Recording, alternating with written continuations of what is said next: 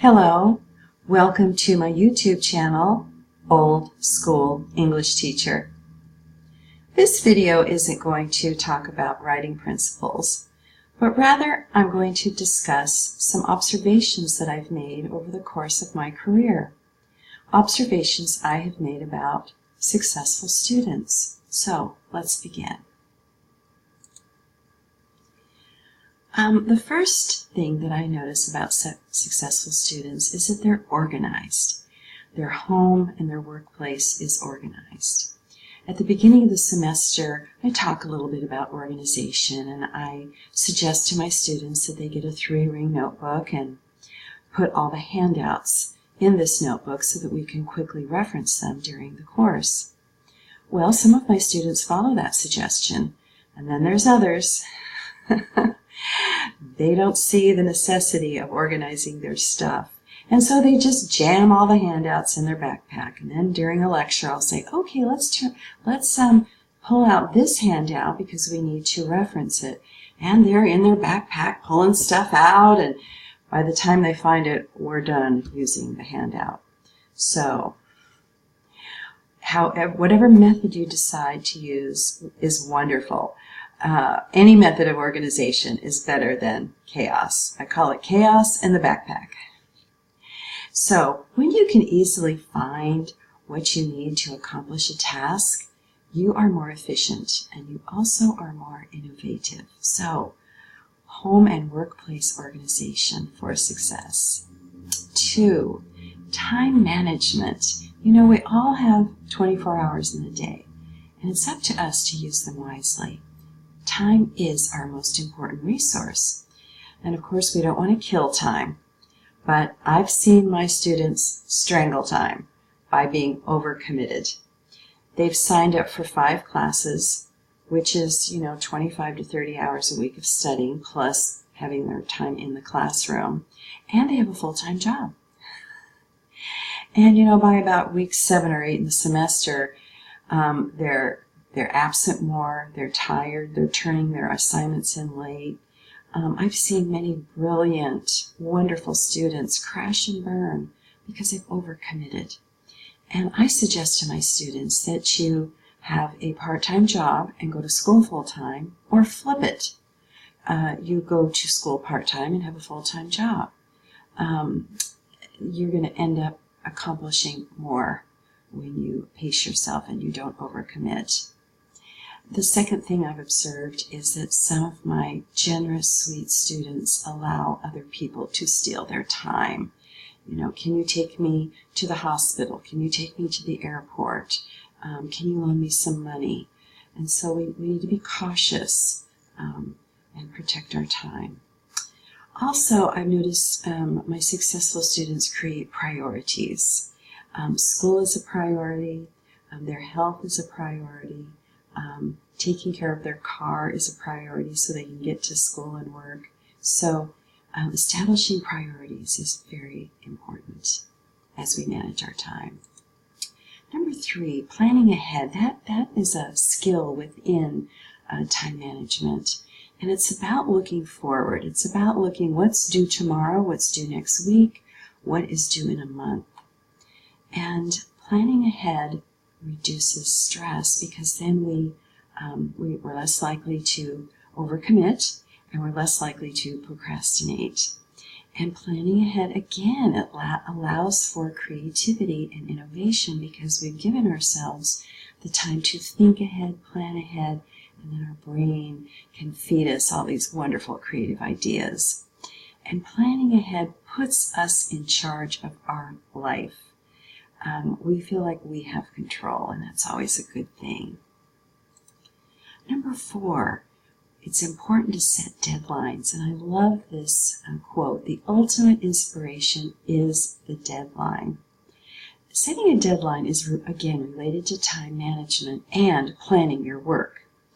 A deadline provides a goal to work towards. If we don't have a goal, then we're just kind of this wandering generality. And when we don't set a deadline, we run the risk of procrastinating and losing focus. And I encourage my students to set an artificial deadline. If we have a paper that's due on Wednesday, I encourage them to have it ready by Monday. So maybe I can look at it, or a colleague, a friend can look at it, and they can make improvements on it. And that way, if something tragic happens, like a broken car, a broken bone, or a broken relationship, their paper is mostly done. And so I encourage you to create artificial deadlines, as well as keeping your eye on the deadline. Okay, number 5, be proactive. I've noticed my successful students do not procrastinate. They complete a task as soon as it is assigned, and then they ask for feedback from me, from a tutor, from fellow students. And again, being proactive promotes creativity and reduces stress. Number 6, create time limits for electronics and create time for it. Recognize the addictive qualities of social media, video games, and video streaming. We all love our electronics, but sometimes they're in charge and we are not. So I highly encourage you to set limits.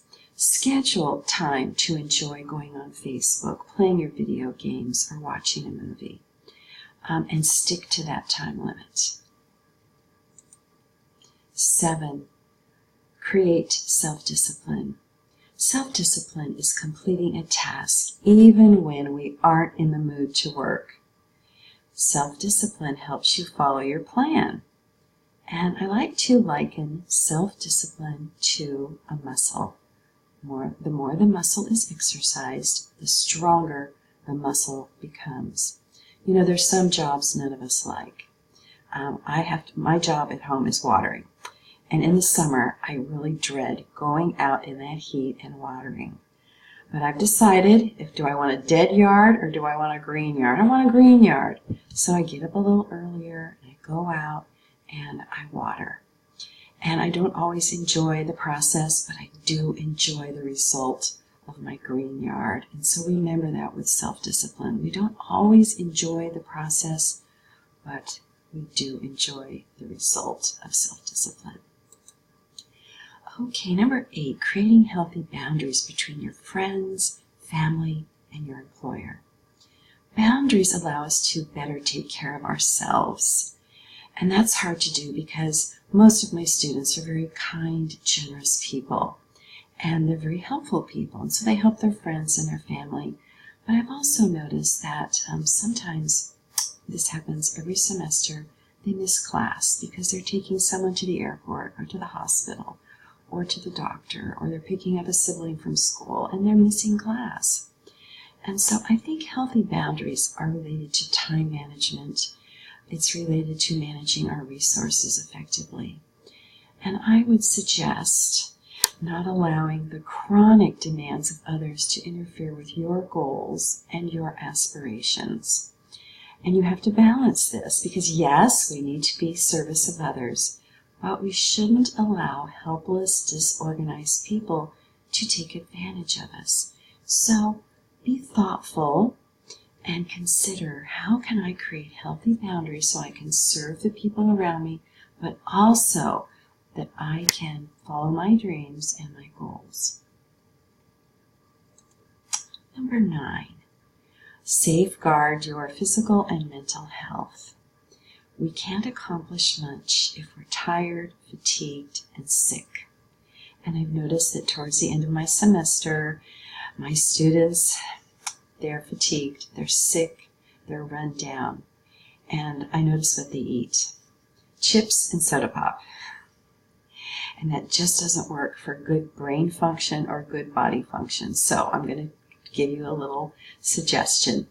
Eat your vegetables, and I'm not counting potato chips. Eat something crunchy and fresh. Drink water. Exercise. Exercise is a great mood elevator, and it strengthens us both physically and mentally.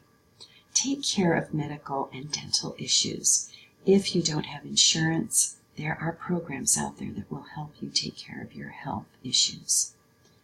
Very important to build a strong social network. That can be friends, family, parents, Make sure they're positive, building people who want the best for you. Create positive, loving thoughts. When we gossip, when we have negative thoughts and we ruminate about how people have injured us, that brings us down. We want to focus on positive, loving thoughts. And very important, it's important to develop a sense of humor and to laugh a lot. Laugh at ourselves, laugh at our mistakes, our goof-ups, and laugh at situations. We have a flat tire. Laugh it off. We forgot our homework. Laugh it off. These things are fixable. And I think laughter puts life in perspective. 10. Avoid emotional turmoil and toxic people.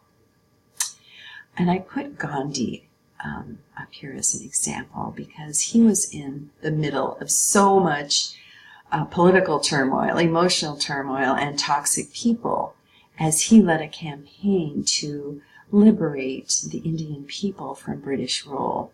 He didn't do it with a sword.